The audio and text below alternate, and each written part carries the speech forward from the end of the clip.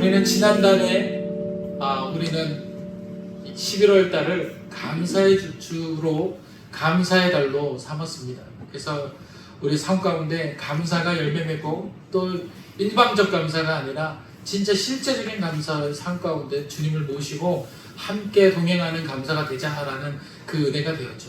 그리고 지난주 마지막 설교를 이렇게 이야기했습니다. 하이든의 그 삶 가운데 인생 가운데 시작을 JJ로 시작하고 맨 마지막 끝은 SDG로 마친다라고 말씀을 드렸어요. JJ라는 것은 예수님 나를 도와주세요 라고 시작하는 인생을 말하는 겁니다. 그리고 그 곡을 마칠 때 SDG라는 것은 하나님 영광 받아 주시옵소서. 내 인생이 이렇게 함께하여 주심을 감사합니다. 이렇게 마치다라고 말씀을 드렸습니다. 그래서 지난주에 우리는 그렇게 삶 가운데 모든 삶을 이루어졌으면 좋겠다라고 이야기했습니다. 아침에 시작할 때 주님 오늘 하루를 도와주세요. 주님께 맡깁니다로 시작하고 그리고 하루를 마쳤을 때는 주님 영광 받아 주시옵소서. 내 인생을 이렇게 돌봐주시면 감사합니다 라고 이야기하자라고 말씀을 드렸고 또 여러분들이 삶의 목표가 그렇게 돼야 된다라고 말씀을 드렸습니다. 그것이 바로 무엇이냐면 바로 소망이에요. 인생의 소망 가운데 함께하자라는 말씀입니다. 이번 12월 달에는요 마중이라는 주제를 가지고서 4주 동안 또는 5주 동안 우리가 하나님 앞에 예배드리기를 원합니다. 마중이라는 것이 무엇입니까? 우리가 바로 성탄절을 마중 나가는 거예요. 그것이 마땅히 우리가 해야 될 도리이고 또 그 마중의 의미가 가득 찼을 때 우리는 더욱더 큰 하나님께 영광 돌릴 수 있는 자리에 서게 될 줄 믿습니다. 아멘. 우리의 인생이 그냥 그날을 기다리는 인생, 막연하게 기다리는 인생이 아니라 나가서 준비하는 인생이 되자라는 거예요. 나가서 준비하는 인생. 그래서 12월 첫 주로 오늘 여러분들 예배 시작 전에 우리가 촛불을 밝혔죠. 첫 번째 촛불의 그 의미는요 소망의 빛이에요. 소망의. 그래서 오늘 우리가 빛을 밝혔는데 소망의 빛을 첫 번째 밝히게 된 줄 믿습니다. 아멘. 오늘 여러분과 제가 우리 예배 가운데 소망의 빛을 먼저 밝혔습니다. 그렇습니다. 소망이라는 것이 우리 삶 가운데 맺어져야 되고 또 삶 가운데 우리 삶에 남아 있어야 됩니다. 소망이라는 것을 그렇다면 먼저 우리가 확인해 볼 필요가 있습니다. 여러분 우리는 인생에서 소망이라는 단어를 세상적인 희망과 성경적인 소망이라고 두 가지를 겸해서 쓸 때가 많아요. 그것을 이제 세상적에서는 희망이다라고 얘기하고요. 성경적으로서는 우리가 그것을 소망이다라고 이야기하는 겁니다. 그런데 우리가 희망과 소망이 얼핏 보면 같아 보일 수도 있잖아요. 그런데 사실은 출발점이 완전히 다릅니다. 세상에서 말하는 희망은요, 어떤 희망이냐면 불확실성이라는 곳에서부터 태동이 되고 출발을 하게 됩니다. 우리는 보통 이런 생각들을 해요. 내일이 좀 잘 됐으면 좋겠다. 또는 내년에는 이보다 좀 나았으면 좋겠다. 이런 경우로 시작을 합니다. 세상적인 희망은 이렇게 불확실성이라는 거예요. 불확실성이라는 거 뭐냐? 어떤 뜻이냐면 됐으면 한다. 또는 어쩌면이라는 생각을 갖는다는 거예요. 그래서 우리의 세상적인 그 희망에는 if라는 걸, 만약이라는 걸 갖다 붙여요. 만약에 내가 열심히 하면 잘 될 거예요. 만약에 내가 요거보다 좀 더 애쓰면 희망이 있어. 이렇게 우리의 삶을 녹여낼 때가 많다라는 것이죠. 여기서 됐으면 아니라는 것을 영어로 이야기하면 wish라고 얘기해요. 그래서 우리가 이것을 이제 생각 가운데서 만약이라는 조건을 통해서 이 위치가 됐으면 좋겠어 라고 출발하는 것입니다. 그런 것이 우리의 삶 가운데서 너무도 많은 삶을 차지하고 있어요. 그래서 이것을 누가 도와줬으면 잘 될 거야. 또 내가 열심히 하면 될 거야 라는 이런 기대 없는, 사실은 뭔가 명확하지 않는, 될 수도 있고 안 될 수도 있는 것에서 출발하는 막연한 것입니다. 내 노력과 상황에 따라서 흔들릴 때 있고 이루어지지 않아도 그 누구에게도 책임을 물을 수 없는 상태. 이것이 바로 희망이 불안한 출발이고 조급한 출발인다는 것입니다. 이것이 세상 사람들이 갖는 희망이에요. 우리들이 생각하는 희망이라는 겁니다. 그런데 하나님께서 말씀하시는 소망은 완전히 틀립니다. 소망은 어디서부터 시작되냐면 약속에서부터 시작돼요. 어디서부터 시작된다고요? 약속. 약속. 희망은 어디서부터 시작된다고요? 됐으면 하는 만약이라는 곳에서부터 시작해요. 가정에서부터 시작되지만 우리는 어디서부터 시작되는 거예요? 약속에서부터 출발점이 시작된다는 겁니다. 오늘 9장 6절에 보면 이렇게 이야기합니다. 이는 한 아기가 우리에게 낳고 한 아들을 우리에게 주신 바 되었는데 그의 어깨는 정사를 메었고 그의 이름은 기묘라 모사라 전능하신 하나님이라 영전하신 아버지라 평강의 왕이라 할 것입니다. 그리고 7절에 맨 마지막에 뭐라고 말씀하시며 만군의 여호와의 열심히 이를 어떻게 하신다? 이루시리라. 할렐루야. 아멘. 약속에서 출발하시는 거예요. 우리가 이것을 믿을 때 그 약속이 우리 삶 가운데 완전히 해결되는 겁니다. 그러니까 이 소망이라는 것은 약속에서 출발을 하는데 그 약속에 뭐에 더해져야 되는 거예요? 나의 믿음이 더해지면 그것이 완성되어지게 되어 있는 거예요. 그러니까 이것은 이루어지는 이야기인 것입니다. 하나님께서 이미 우리에게 한 아기를 통해서 이것이 주신 바 되었다라고 선포합니다. 이것은요 단지 과거형으로 선포하는 것이 아니라 현재 진행형 완료형으로 완성짓는 거예요. 과거형인 것 같지만 사실은 완료형인 거예요. 미래 완료형. 미래에 이미 완성되어진 상태. 그것을 하나님께서 과거서부터 시작된 약속이다라고 이야기하시는 겁니다. 다시 말하면 저와 여러분들에게 가지고 있는 소망, 하나님 앞에 가지고 있는 소망은요 이미 과거에 말씀하신 대로 이루어질 거라는 전제를 깔고서 완성을 향해서 나아가고 있는 줄 믿습니다. 그렇기 때문에 세상에서 말하는 희망과 우리의 소망은 완전히 달라진다는 것입니다. 우리의 소망은 만약으로 시작하지 않습니다. 조금 전에 말씀드렸듯이 완료형이기 때문에 그런 것이에요. 따라서 오직 하나님의 언약에 기초하고 우리는 무엇으로 그 언약에 대해서 완성을 해야 되냐면 다 같이 따라합시다. 아멘. 아멘. 아멘으로 맞춰가는 거예요. 아멘. 이것은 뭐냐면 반드시 그렇게 될 줄 믿습니다. 라고 이야기하는 거예요. 그래서 세상 사람들은 어쩌면 만약에 라고 시작하지만 우리는 뭐라고 이야기하는 거예요? 아멘. 아멘으로 화답할 줄 믿습니다. 우리는 믿습니다. 그렇게 될 겁니다. 하나님이 말씀하신 대로 될 거예요. 저는 믿습니다. 이렇게 이해해야 되는 겁니다. 그래서 인생 가운데서 아침에서 저녁 또는 우리가 매일매일 살아갈 때마다 우리는 아멘 하셔야 돼요. 할렐루야. 아멘. 그렇게 될 줄 믿습니다. 하나님께서 그렇게 하실 줄 믿습니다 라고 하시는 것이죠. 그리고 또한 소망은요, 기독교적 소망은 긴장을 머금고 기다린다는 뜻을 가지고 있어요. 히브리어의 카와라는 단어를 쓰고 있는데요, 긴장을 머금고 기다린다. 다시 말하면 긴장이라는 건 어떤 거예요? 이루어질 거, 언제 이루어질지 모르잖아요. 그 이루어질 것이 매일매일 내 삶 가운데 이루어지는 거예요. 그리고 그것을 소망 가운데 기다린다는 거예요. 무엇을 덧붙여야 되는 거예요? 기다림의 연속이라는 거예요. 반드시 기다려야 된다는 겁니다. 다시 말하면요, 밧줄을 팽팽히 당기듯 믿음을 붙잡고 견디는 그 기다림을 말하고 있다는 겁니다. 우리가 서로가 밧줄을 당길 때 그것을 팽팽하게 잡아당기지 않으면 어때요? 느슨해지면 그것이 풀리게 되고 여러 가지 일들이 일어나잖아요. 그러나 그것이 팽팽했을 때 많은 일들이 그 자리를 되찾는 것을 우리가 볼 수 있습니다. 믿음을 잡는 것이 바로 이 밧줄을 붙잡고 팽팽히 당기는 것과 같다라는 얘기입니다. 그래서 우리는 삶 가운데서 긴장을 머금고 이 믿음을 붙잡고 기다려야 되는 거예요.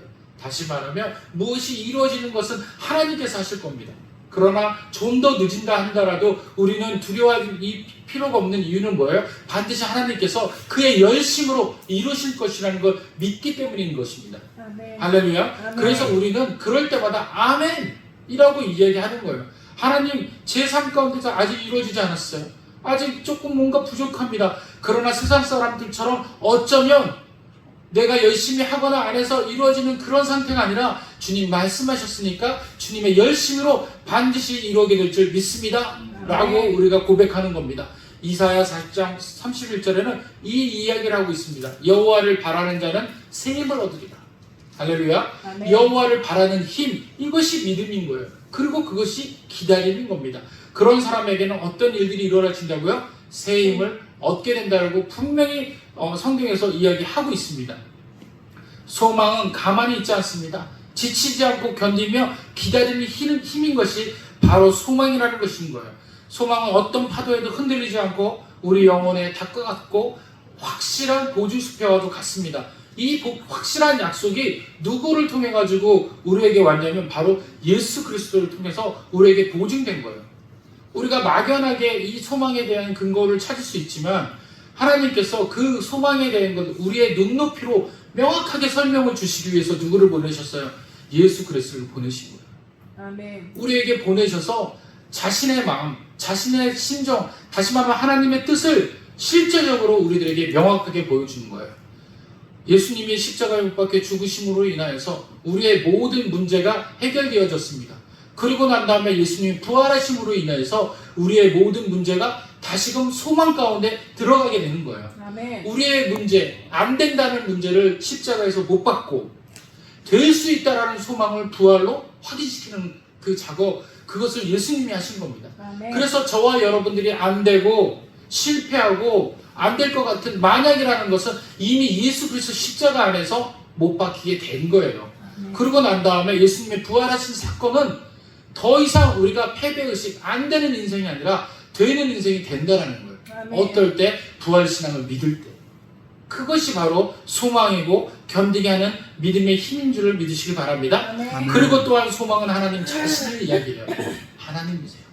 소망은 하나님이십니다. 성경은 소망을 어떤 상황의 변화나 문제 해결로 보지 않습니다. 많은 세상 사람들은 상황의 변화와 문제 해결을 희망이다라고 이야기하고 있어요.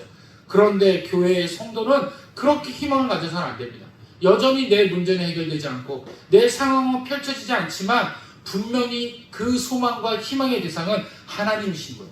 내 안에 하나님이 계시고 내 가정에 하나님이 계신다면 반드시 이루어진다는 거예요. 아멘. 왜? 하나님께서 약속하셨기 때문에. 아멘. 그렇기 때문에 하나님은 우리 삶 가운데서 어떤 대상, 그 대상의 목적으로 반드시 자리매김해야 되는 거예요. 그래서 삶 가운데 우리 안에서 인격적으로 연결되어져야 되는 겁니다. 아멘. 에레미야에서 보면 여호와는 주는 나의 소망이시다라고 이야기하고 있습니다. 여호와여, 주는 나의 소망이십니다. 에레미야 선지자가 이렇게 고백한 겁니다. 주님, 세상이 다 무너졌어요. 바벨론 포로를 통해 가지고 많은 사람들이 다 끌려갑니다. 다 그리고 이제 홀로 남았어요. 얼마나 에레미야가 힘들었겠어요. 에레미야 혼자만 하나님이 참신이시고 하나님께서 이 백성들을 불쌍히 여기시는데 잠시 너희들은 70년간 포로로 끌려가라라고 얘기한 거예요. 여러분들, 대한민국에서 여러분들에게 이렇게 이야기합니다. 일제 36년을 견뎌. 하나님의 큰 뜻이야. 견디는 자에게 하나님의 영광이 있어. 그러면 그 사람이 반역자예요? 아니면 민족주의자예요? 반역자인 거예요. 우리에겐 반역자인 거예요. 마찬가지로 에레미야 선지자도 반역자가 된 거예요. 거기서 완전히 민족이 반역자가 된 겁니다. 그런데 실제적으로 하나님의 뜻은 어디에 있어요? 그 에레미야 선지자 한 사람에게 있다는 겁니다. 하나님의 마음을 아무리 이야기해도 백성들은 들어주지 않았어요. 그 백성들이 에레미야를 이야기할 때 뭐라고 이야기합니까? 반역자라고 이야기를 한 겁니다. 에레미야는 혼자 되었어요. 얼마나 안타까웠겠습니까? 그런 에레미야가 누구가 소망이다라고 이야기합니까? 하나님이 나의 소망이십니다. 아멘. 제가 견딜 수 있는 힘이십니다. 아멘. 라고 이야기하는 겁니다. 그렇습니다. 환경이 바뀌지 않아도 문제가 해결되지 않아도 하나님이 함께 계신다면 그것이 소망될 줄 믿습니다. 아멘. 그래서 소망은 상황이 아니라 임재인 것이에요. 그래서 오늘 여러분과 제 삶 가운데 하나님의 임재하시길 원합니다. 아멘. 그랬을 때 우리의 삶은 희망이 있고 소망이 되는 거예요.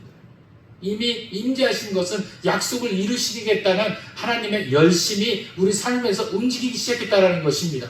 그래서 우리는 거기에 더해서 열심으로 믿기만 하면 되는 거예요. 우리가 할 일은 아무것도 없습니다. 하나님께서 하실 일들을 응원하고 믿으면 되는 거예요. 그리고 하루하루를 잘 살아내면 되는 것입니다. 그랬을 때 하나님은 반드시 그의 열심으로 이루실 줄 믿습니다. 아멘. 아멘. 본문을 잠시 말씀을 드리길 원합니다. 9장 1절에 보면 그 열심과 소망을 누구에게 오냐라는 거예요. 소망이 와야 되잖아요. 소망이 누군가에게 와야 되잖아요. 그쵸? 어떤 사람에게 오냐라는 거예요. 바로 고통받는 자에게 온다는 거예요. 고통받는 자들에게 온다라는 거예요.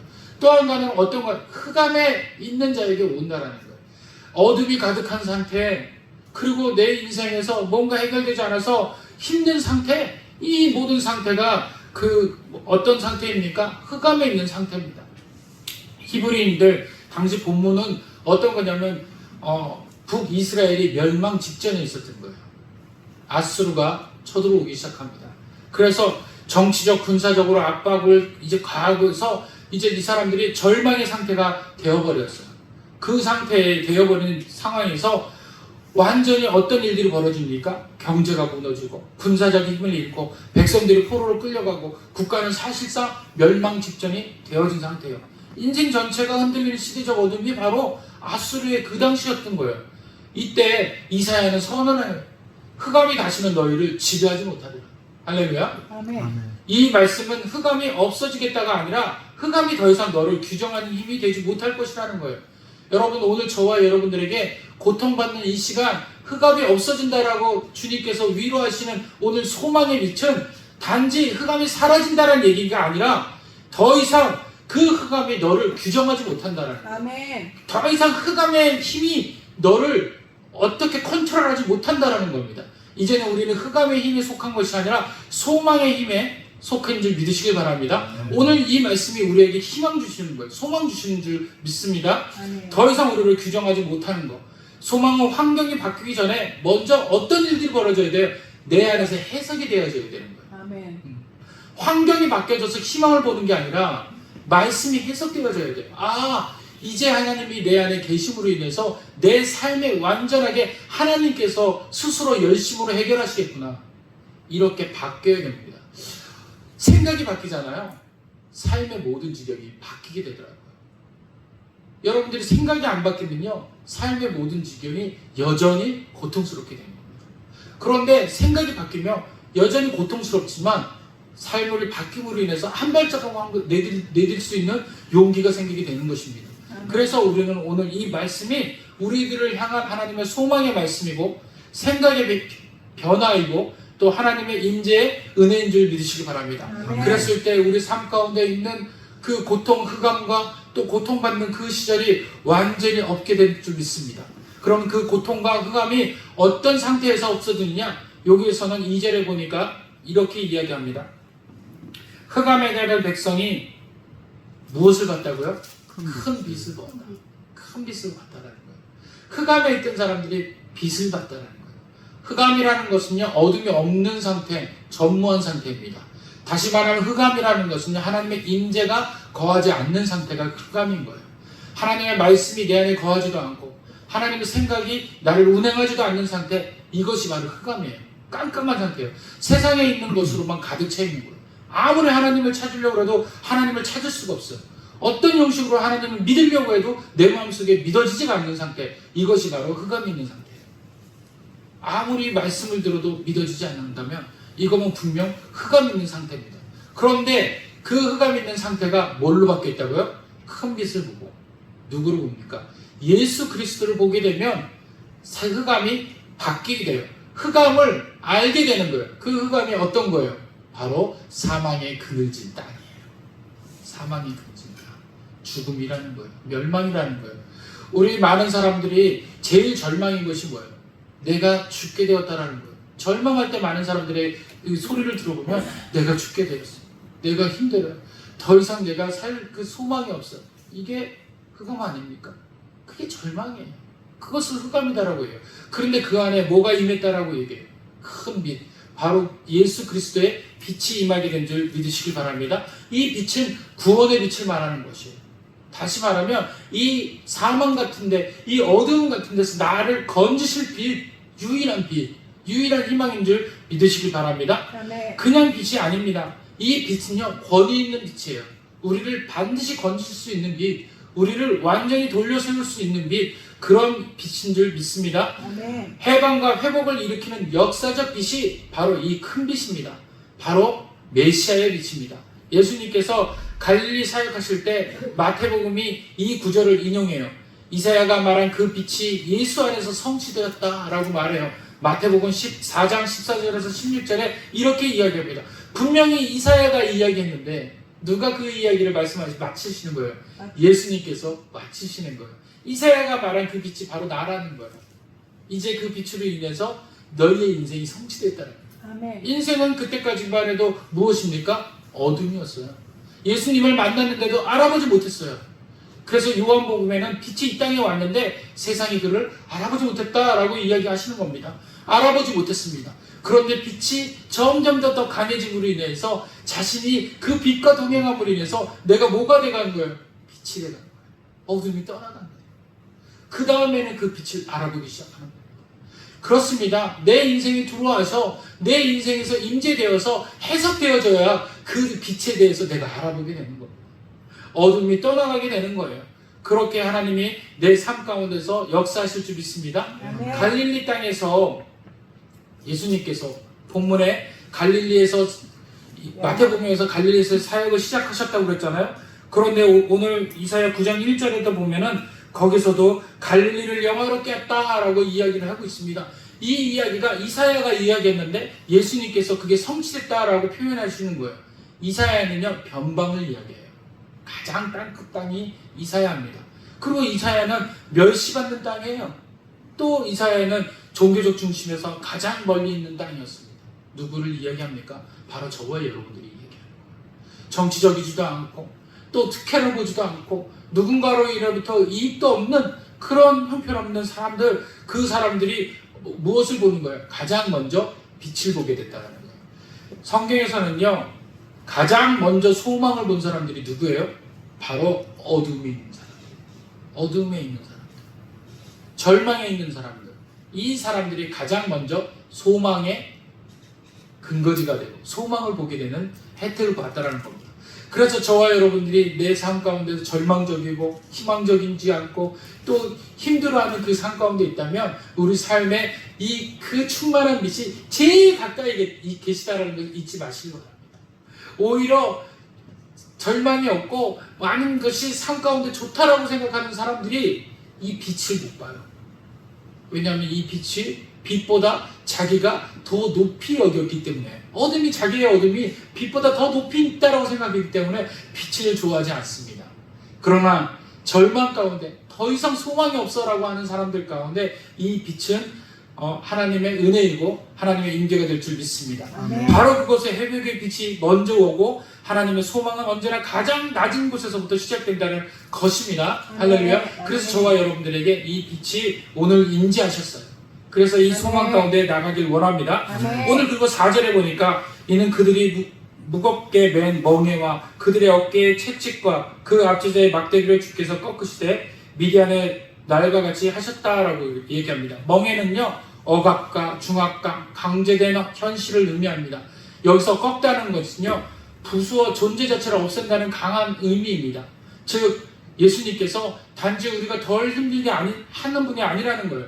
근본적인 속박을 완전히 깨뜨리시겠다는 겁니다. 할렐루야. 아멘. 우리가 희망과 화평을 누릴 수 있는 이유가 바로 여기 있는 겁니다.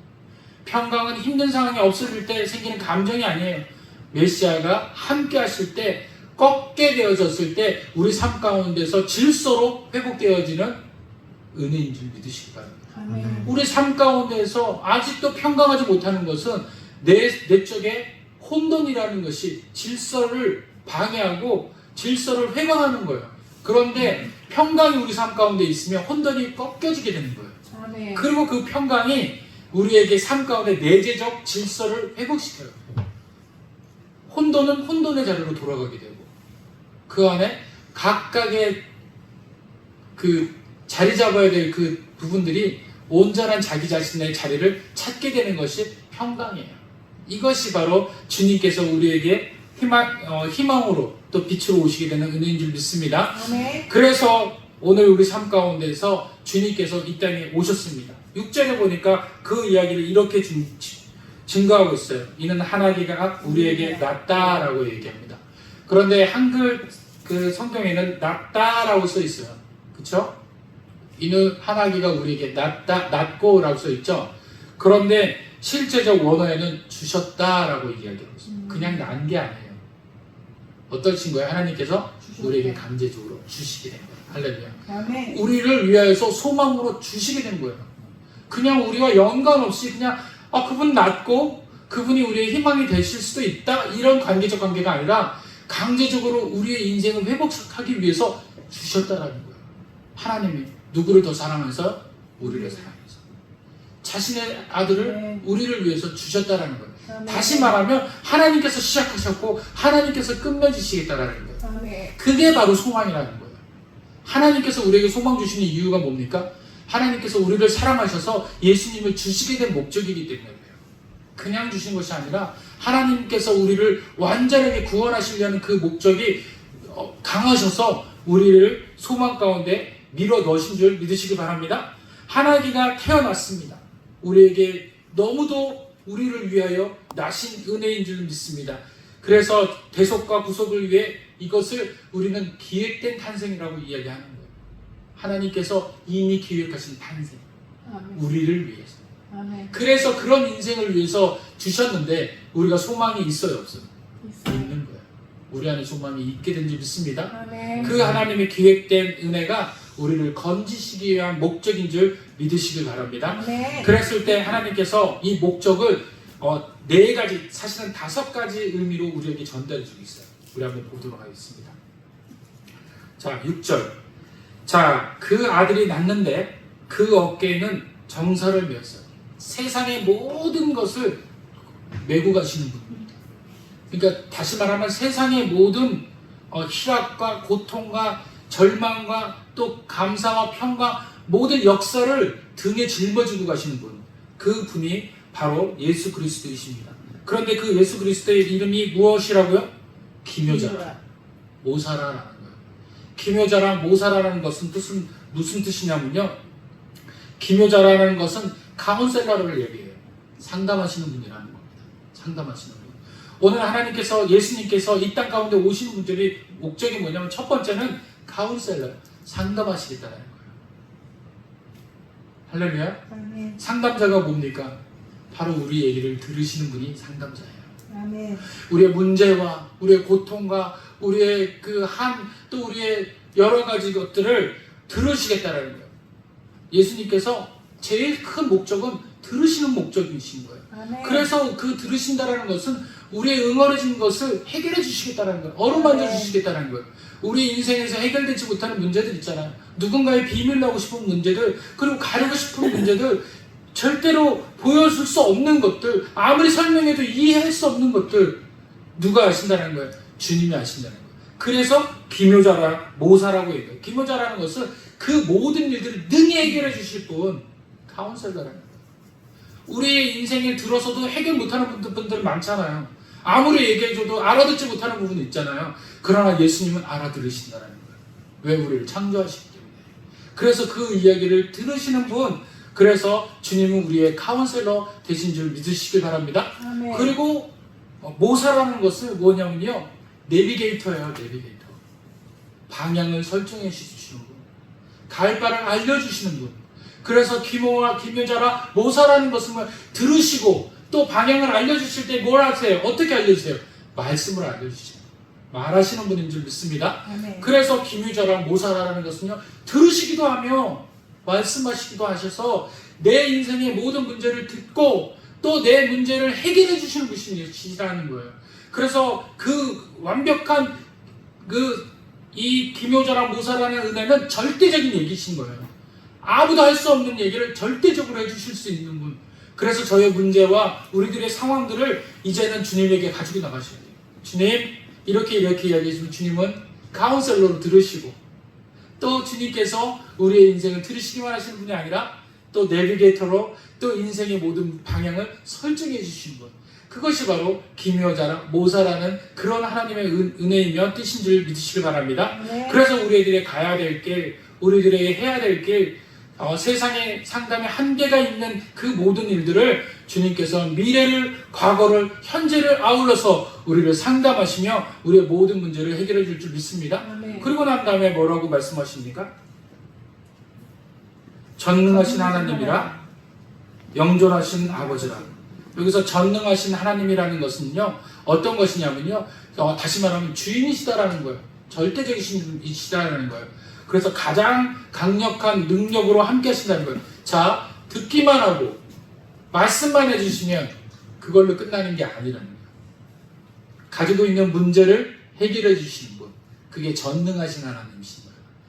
풀지 못할 일이 없으신 거. 그거를 이스라엘 사람들은 전능하신 야훼라고 이야기하시는 겁니다.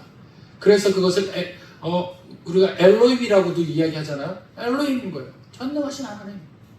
그래서 우리가 그 하나님의 이름을 부를 때 엘로힘 전능하십니다. 하나님은 풀지 못할 일이 없으십니다. 다시 말하면 기묘라 모사라는 법을 듣고 카운셀러 하시고 또 방향을 설정해 주시고 그 다음에 전능하신 하나님은 뭐예요? 우리의 문제를 드러내 주시는 거예요. 아멘. 회복시키시는 거예요. 바꿔주시는 거예요.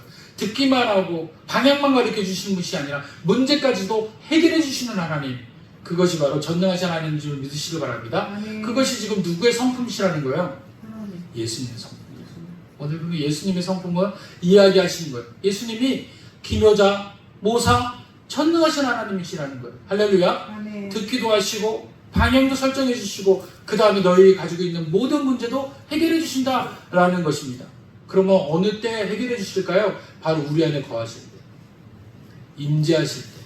할렐루야. 빛으로 오심을 받아들였을 때 주님께서 우리 삶 가운데서 통치하시게 될 줄 믿습니다. 내 힘으로 통제할 수 없는 세상의 문제와 내 마음의 폭풍 앞에서 주님은 전능하신 능력으로 통치하신다라는 겁니다. 아멘. 잠시 어려움이 닥쳐도 영원토록 변치 않는 아버지의 사랑과 능력, 그 능력으로 우리를 안전하게 보호하시겠다라는 겁니다. 아멘. 우리가 확실한 소망, 곧 약속을 믿고 주님께 맡길 때 주님은 내 삶의 모든 역할로 들어와 계시고 또 모든 문제를 해결해 줄 줄 믿습니다. 아멘. 하나님은 통치하시고 주님은 역사하시고 말씀과 통치와 보호하심으로 우리의 인생 가운데 이겨내시는 일들을 하실 줄 믿습니다. 그 다음에 뭐라고 이야기하시냐면 영존하시는 아버지라.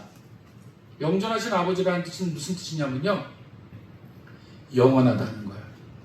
잠시 있을 때만 그렇게 해주신다는 것이 아닙니다. 늘 그것이 끊임없이 우리의 인생이 다하도록 이것이 영원하다는 거예요. 모든 부모가 가장 자식들에게 소망이 뭔지 아세요? 또 자식들이 또 부모에게 갖는 소망이 뭔지 아세요? 우리 아버지, 우리 어머니가 영원했으면 거예요. 영원. 그 이유가 뭡니까? 보호 때문이에요. 보호 때문에. 늘 보호하시고 나와 함께 하셔서 위로해 줬다는 거예요. 그래서 저도 어렸을 때 아버지가 돌아가시고 제가 고등학교 2학년 때 돌아가셨는데 돌아가시고 난 다음에 가장 힘든 것이 뭐냐면 방패막이가 없어졌다는 느낌인 거예요. 방패가 없어졌다는 느낌이 너무 들었어요. 그런데 어머니께서 제가 또 이제 나이가 50대일 때 그때 어머니가 돌아가시니까 이제는 제가 어떤 마음이 드냐면요, 고아 같은 마음이 드는 거예요. 이제 진짜 고아가 되었구나. 너무 소외되는 느낌이 들더라는 거예요. 이것이 부모가 계셨으면 하는 마음입니다. 그런데 우리 하나님이 어떤 마음을 가지세요? 영원하겠다는 거예요. 영원하시겠다는 거예요. 영원히 내 방패가 되고 너와 함께 가는 동역자가 되겠다는 겁니다. 이것만큼 놀라운 경우가 없어요. 그래서 다윗은 이야기하는 겁니다. 솔로몬에게 이야기하자. 나를 믿지 말고 나를 통해서 통치 행위를 배우지 말고 영원하신 하나님 아버지를 배우라는 거예요. 영원한 하나님 아버지를 모시라는 거예요. 너의 삶 가운데 주인으로 모시라는 거예요.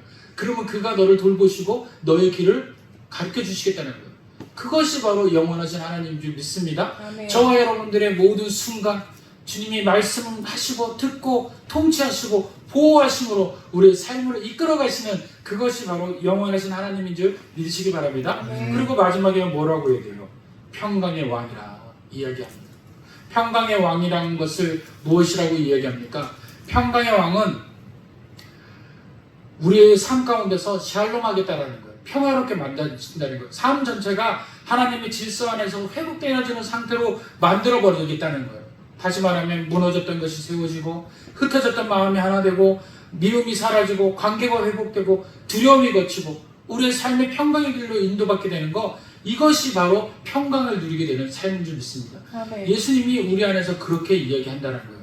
오늘 여러분들, 저와 여러분들이 오늘 설교 제목이 뭔지 아십니까? 소망으로 기다리라, 화평의 사람으로 서라 라고 얘기했습니다. 소망으로 하나님 앞에서 기도하고 또 소망 가운데 빛이 임하게 되면 주님이 5가지 성품으로 우리 삶 가운데 임하게 되면 우리는 우리 삶 가운데 뭐가 돼요? 맨 마지막 평화가 이루어지는 겁니다. 그 평화가 이루어진 사람이 무엇을 할 수 있어요? 화평할 수 있는 거예요. 세상은 지금 너무도 불화한 상황에 있습니다. 서로가 다투고 서로가 서로를 미워하며 분개하고 서로가 서로를 적으로 대하고 있어요.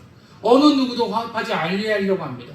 그래서 이 작은 땅덩어리, 여러분들 우주에서 봤을 때 지구는요 너무도 작아요.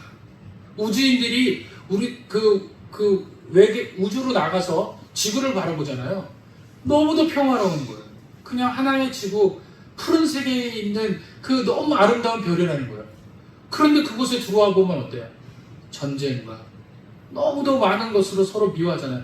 외계에서 객관적으로 그 지구를 봤을 때는 너무도 평화롭고 아무것도 않은 것 같은데 들어오면 분란이 너무 많아요. 이 지구가 사실은 누굽니까? 우리 마음이고요. 이 지구를 뜻하면 우리의 마음이 그렇게 마음 상태가 불안하고 평강이 없고 여러 가지 복잡한 겁니다. 그런데 그 땅 지구에 누가 오신 거예요? 주님이 오셔서 그 땅 전체가 다 평화하기를 원하시는 거예요. 아멘. 그 평화의 목적을 예수님께서 2000년 이후에 지금까지도 많은 사람들에게 설득하며 돌아다니고 계세요. 누구를 통해서? 저와 여러분을 통해서. 예수님의 은혜를 통해서 평화된 사람들이 화평을 논할 때 그때 이 땅 지구는 화평하게 되고 주님의 온전한 평화를 누리게 될 줄 믿습니다. 아멘. 그래서 저와 여러분을 먼저 선택해서 평화하게 하시는 겁니다. 저와 여러분들이 주님을 믿음으로 인해서 소망 가운데 막연한 기대가 아닌 소망으로 인해서 하나님을 소망 가운데 삶 가운데 있다 보면 주님의 평화가 우리 안에 거하게 되고 그 평화로 인해서 우리의 모든 것이 온전하게 평화를 되찾게 되면 우리도 그 평화로 많은 사람을 돕게 되는 거예요. 화평케 되는 거예요. 그래서 그 첫 주 소망의 빛을 통하여서 이 땅에 12월 한 달 동안 우리가 화평하는 사람이 되기를 원합니다. 아멘. 주위에 있는 사람과 불화했습니까? 다시 화평하십시오. 손을 내미십시오. 그리고 화평해서 은혜의 예수 그리스도의 크신 은혜들을 삶 가운데서 직접적으로 표현해내고 또 불러내는 여러분들 하나님의 열심히 되시기를 간절히 축원드립니다. 아멘. 그래서 여러분들이 하나님의 열심히 여러분들의 삶 가운데에서 소망을 완벽하게 화평으로 바꾸시게 되는 큰 은혜가 여러분들의 삶 가운데 임하게 되기를 간절히 축원드립니다. 아멘. 기도하겠습니다.